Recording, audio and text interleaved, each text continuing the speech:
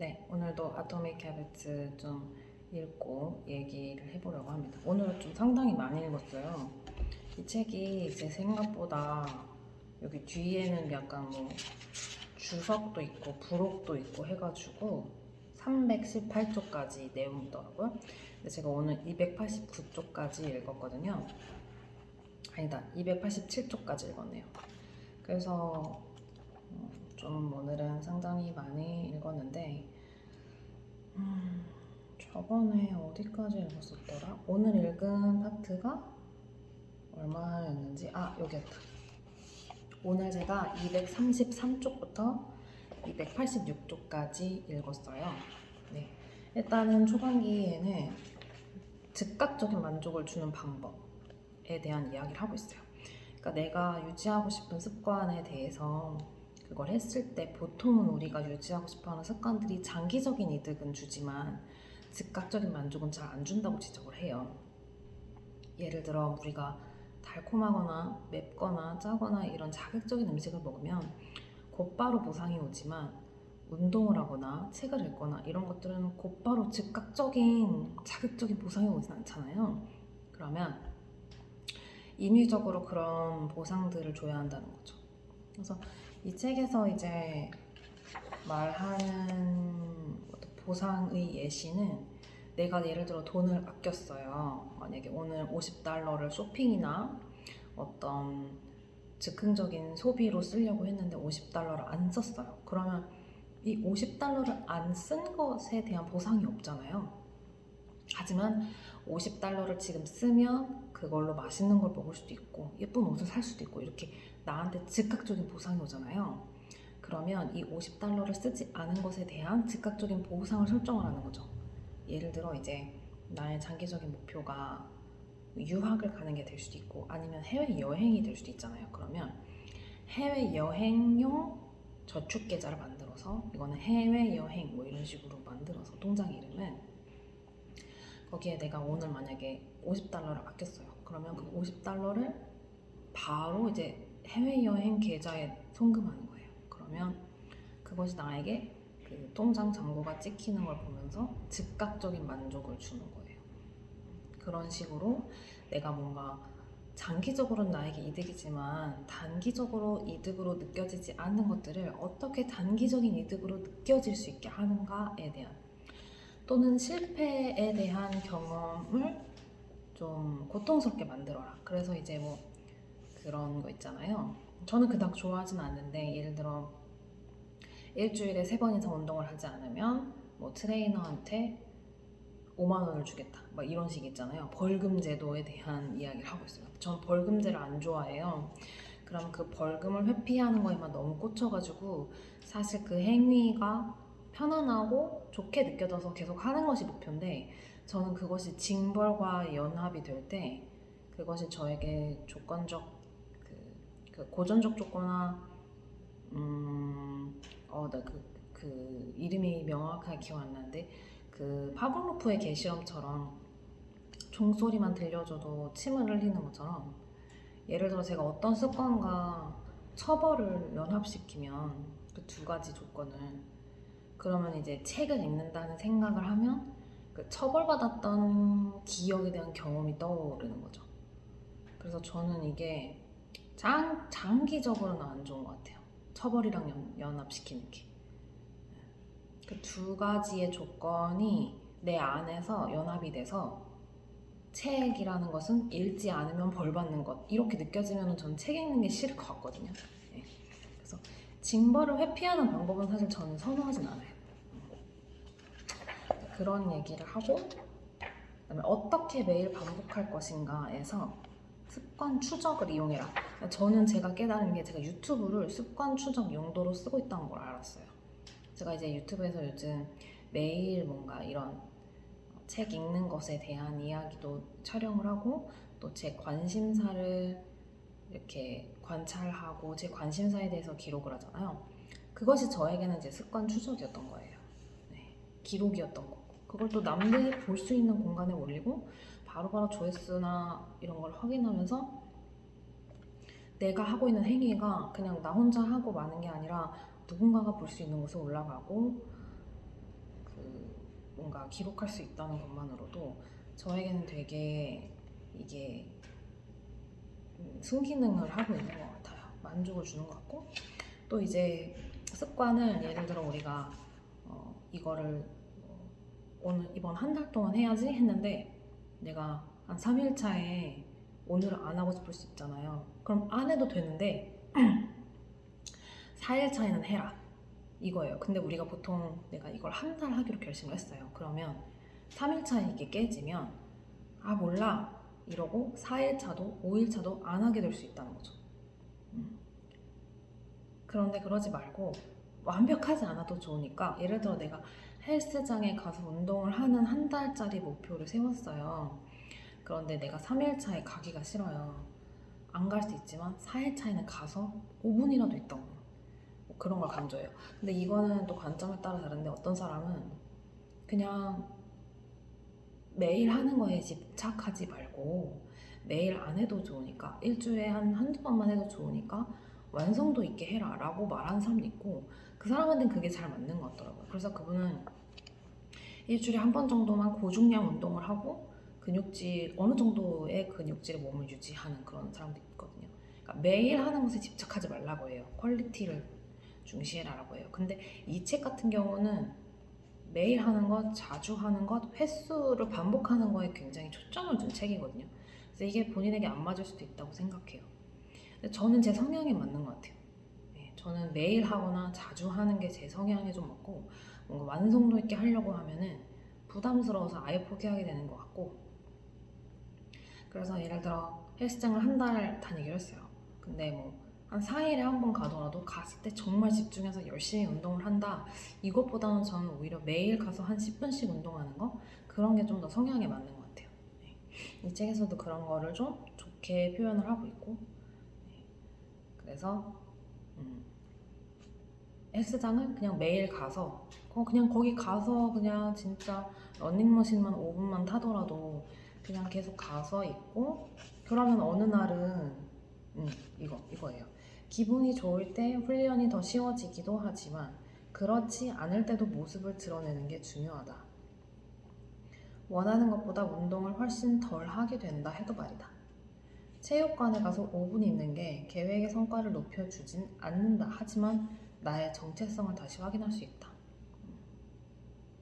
그래서 저도 한동안은 그 마이 루틴이라는 습관 앱을 쓰면서 제가 그 당시에 갖고 싶었던 습관이 10개 정도 있었거든요. 그래서 그걸 매일매일 체크하곤 했어요.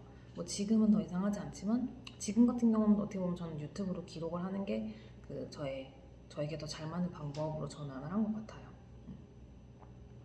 그래서 이제 정체성에 대한 얘기가 나오는 거예요. 그래서 내가 정체성이 운동하는 사람이다, 이 정체성을 계속 확인하기 위해서라도 계속 헬스장에 가거나 아니면 러닝을 하거나 이런 식으로 스스로에게 확인시켜주는, 네. 전부가 아니면 소용없다는 생각은 습관에서 쉽게 탈선하는 위험 요소다. 전부가 아니면 소용없어. 이래서 막 식단 같은 거 하다가 막 오늘 뭐라고 하죠 그거? 오늘 치팅데이야? 치팅을 했어요. 그러면 이제 거기서 균형이 무너져서 계속 치팅만 하는 게 아니라 뭐 치팅할 수도 있지, 내일부터 다시 식단하면 되지, 이런 식으로 습관은 다시 돌아오라는 거예요. 그리고 이제 특정 대상을 잘 선택해야 된다고 해요. 예. 예를 들어 그냥 체중 감량만 목표여서 뭐 다이어트 약을 먹어가면서라도 무리하게 절식, 단식하면서라도 다이어트 하시는 분들이 있다면 그 사람들에게는 몸무게가 중요할 거잖아요. 근데 그러면 수분이나 근육이 빠져서, 지방은 그대로인데 수분이나 근육이 빠져서 체중 감량이 된다면, 사실 그거는 궁극적으로 내가 원하는 어떤 사실 건강하게 아름답고 싶은 게 다이어트의 목적 아닐까요? 건강하게 아름답거나 멋있어지는 게 다이어트의 목표일 텐데, 그런 식의 수치에만 집중하는 거는 궁극적으로 내가 원하는 걸 갖지 못하게 한다. 네. 그 다음에 나오는 게 누군가 당신을 지켜보고 있다 파트예요. 그게 제가 유튜브를 습관 추적에 이용하는 이유인 거죠.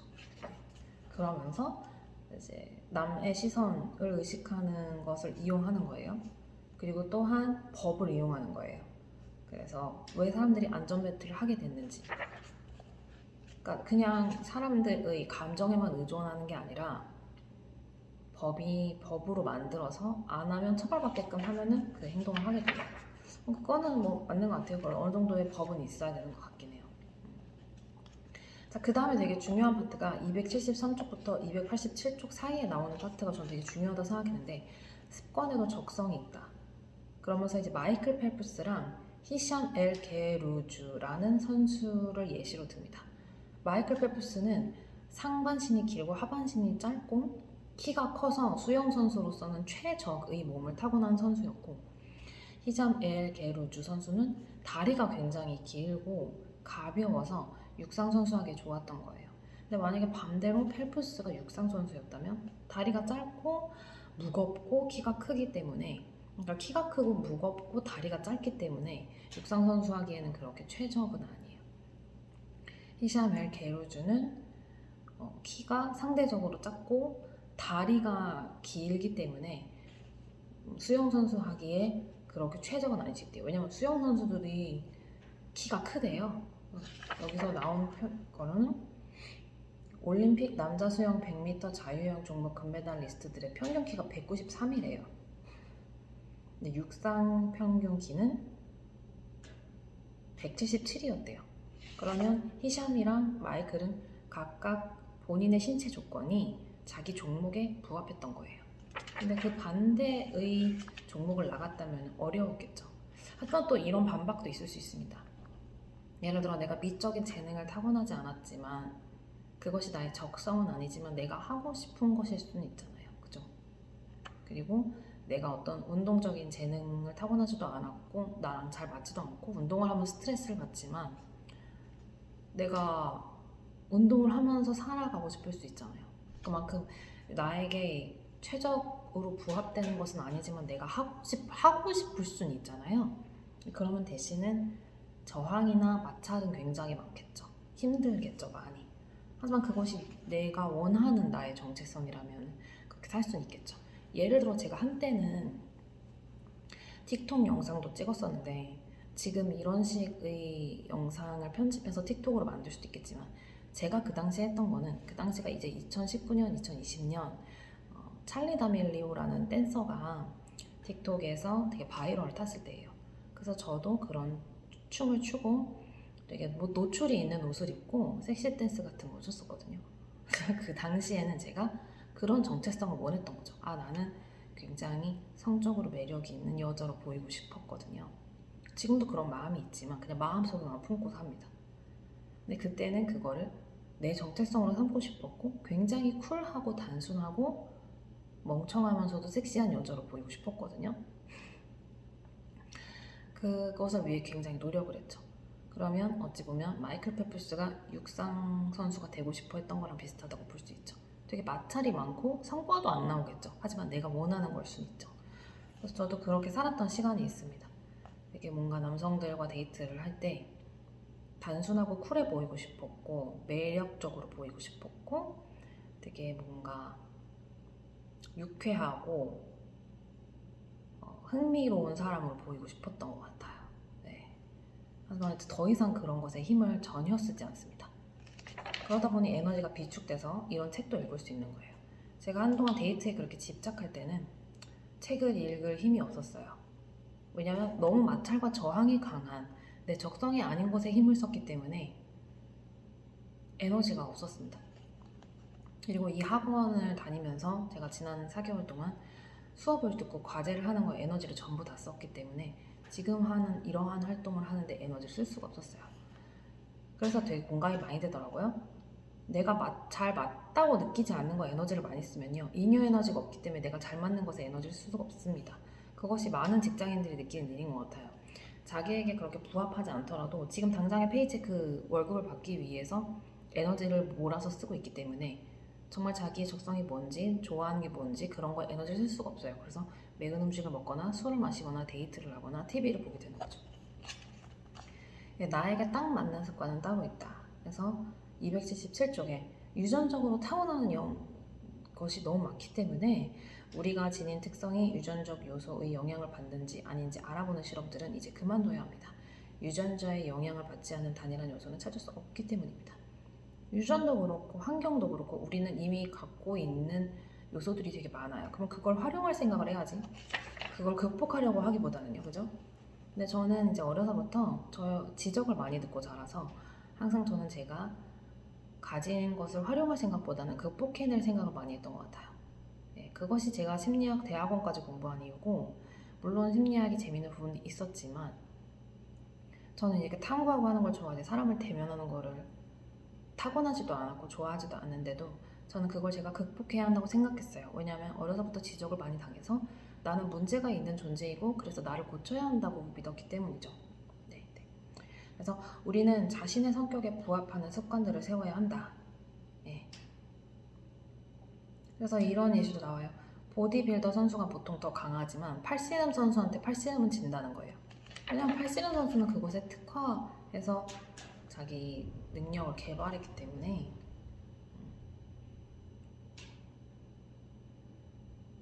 네, 그래서 이제 탐색을 통해 이제 시행착오를 겪고 그 나머지 시간에는 네, 뭐였죠? 최선의 해결책을 찾으면 이제 그것에 80%의 시간을 보내고 나머지 20%의 시간에는 탐색을 하는 거예요. 나한테 뭐가 좀 더 잘 맞을까 이런 것들. 그래서 여기서 굉장히 중요한 파트가 나옵니다. 나에게 해야 되는 질문. 무엇을 하면 재밌을까? 이게 다른 사람들에게도 재밌을까? 두 번째, 무엇이 시간 가는 걸 잊게 하는가? 세 번째, 다른 사람들보다 내게 더 많은 보상을 돌려주는 건 무엇인가? 네 번째, 무슨 일이 자연스럽게 다가오는가? 네, 너무 중요한 질문이죠. 그래서 제가 몇 년 전부터 항상 생각했던 게 가장 자연스러운 삶의 형태가 무엇일까? 나한테 가장 자연스러워. 나는 어떤 모습으로 살아갈 때 가장 자연스럽고 편안하고 나답다고 느껴지는가? 이거를 계속 저는 질문하고 찾고 있어요. 근데 유튜브라는 공간이 저에게는 많은 보상을 돌려주는 공간이 아니기는 해요. 하지만 이렇게 영상으로 기록하고 하는 것이 저에게 뭔가 거부감이 없어요. 누군가에게는 이러한 행위가 부담스러울 수 있지만 저는 그닥 부담스럽진 않아요. 하지만 보상으로 돌아오진 않고 있긴 해요. 보상은 별로 없죠.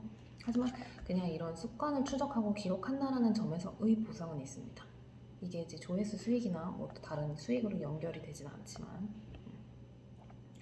무엇이 시간 가는 걸 잊게 하는가? 뭐 단지 유튜브 보는 거 이런 거를 제외하고 저는 사실 오늘 책 읽으면서도 좀 그걸 느꼈어요. 좀 재밌었던 것 같아요. 그리고 이런 자아 성찰이나 나를 돌아보거나 분석하는 영상을 촬영하는 것도 저는 좀 시간 가는 걸 잊게 하는 것 같고 재밌고 자연스럽게 느껴집니다. 그래서 앞으로 이거 계속 할 거고요. 끓는 물은 감자를 무르게 만들지만 달걀은 단단하게 만든다. 우리는 자신이 감자인지 달걀인지 결정할 수 없지만 더 단단해지는 게 나은 게임과 더 물러지는 게 나은 게임 중 어느 쪽을 선택할 것인지 결정할 수 있다.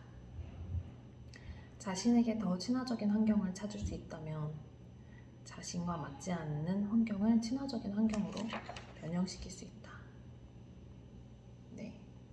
그래서 저 같은 경우는 제가 지금 팀 프로젝트도 하지 않는 이유도 제가 그런 팀적인 것이 저랑 잘 맞지 않아요. 그리고 개인 프로젝트도 사실은 그다지 할 마음이 없는 이유는 저는 그냥 이렇게 책 읽고 제 관심사 찾고 발전시켜 나가는 게 저한테 더 흥미롭고 더 재밌고 더 필요한 것 같아요. 네. 그냥 단지 막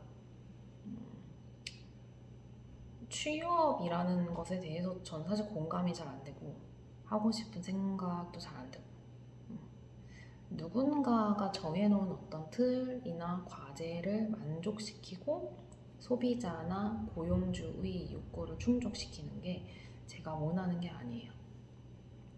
근데 유튜브라는 공간에서는 제가 무엇을 할지 스스로 정할 수 있고 그러니까 물론 조회수와 무관하게 생각한다면 제가 무엇을 할 것인지 스스로 정해서 그걸 매일 해나가는 이게 제 성격에 맞기 때문에 뭐 소비자나 고객, 고객사나 고용주가 원하는 그런 틀이나 그들의 요구를 충족시켜주는 건 사실 제가 원하는 게 전혀 아니라서